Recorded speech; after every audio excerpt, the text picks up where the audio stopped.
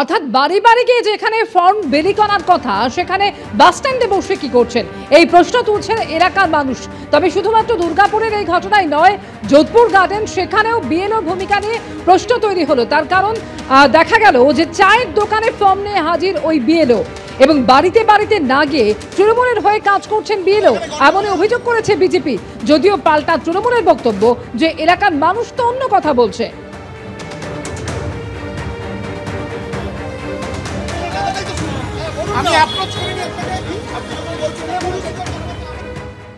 আমরা দাঁড়িয়ে রয়েছি যোধপুর গার্ডেনে এবং সেখানে দেখা যাচ্ছে একটি চায়ের দোকান, তার সামনেই রয়েছে টেবিল, বিএলও রয়েছেন এবং তার সঙ্গে সঙ্গে এখানে যে বিভিন্ন ফর্মগুলো, ভোটার যে লিস্টগুলো আগের ছিল যেগুলো দেখে দেখে প্রত্যেকটা বাড়িতে বাড়িতে ফর্ম বিলি হওয়ার কথা, এইখানে কিন্তু তারা রয়েছেন। যদিও এই বিষয় নিয়ে যেটা স্থানীয় বিজেপির নেতৃত্ব যারা রয়েছেন তারা অভিযোগ করছেন যে বাড়ি বাড়ি যাওয়া হয়নি।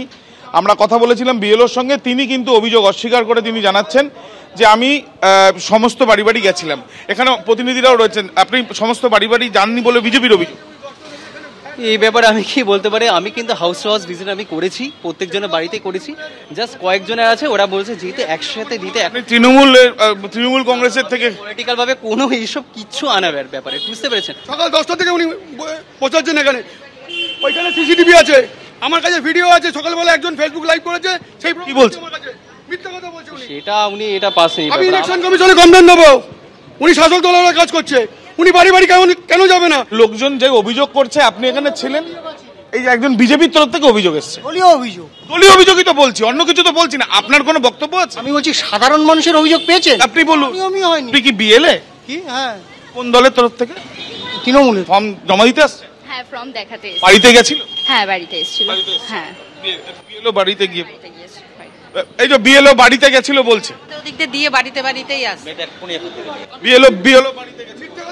না না, এইখান থেকে কালকে গেছে নাকি জানি না, এইখান থেকে ফর্ম আজকে নিয়ে গেছে, আজকে এইখানেই বসে ফর্ম বিলি করছে উনি, আজকে এখান থেকে ওঠেনি। আমাকে বলুন, এই যে একজন বলছেন যে ওনার বাড়িতে গেছেন, আপনি বলছেন মিথ্যে কথা বলছে, উনি এখান থেকে নিয়ে গেছে। আমি 5 মিনিট আগে রাস্তায় দাঁড়িয়ে দেখেছি। যাওয়ার বিষয় নেই, ব্যাপারটা হচ্ছে নির্বাচন কমিশনের যে নির্দেশ যে প্রত্যেকটা বাড়িতে যাবে, সেই ক্যান্ডিডেট সে বাড়িতে থাকে কিনা সেটা দেখার দায়িত্ব ওর। আমার কর্তব্য, আমি এটা করেছি, আমার একটা বিএলও যেটা ডিউটি যেটা করা উচিত সেটা আমি করছি।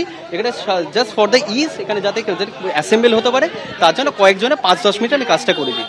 বাদ বাকি কিন্তু আমি প্রত্যেকজনে আমি হাউস ভিজিট আমি করেছি। নির্বাচনের নির্দেশ অমান্য করেছেন, আপনি কবে বাড়ি গেছেন তা সেটা প্রমাণ নয়, আপনি এখানে দিয়েছেন, এটা আপনার বিষয়, আপনাকে সাসপেন্ড করা উচিত।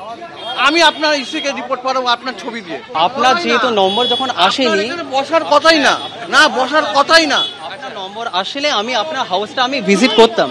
আপনার নম্বর যদি আসো, ওনার নম্বর যদি আসতো তাহলে আমি ওনার হাউসটা আমি ভিজিট করতাম। ওনার নাম্বার এখনো আসেনি, ওই জন্য আমি ওনার হাউসটা এখনো ভিজিট করিনি।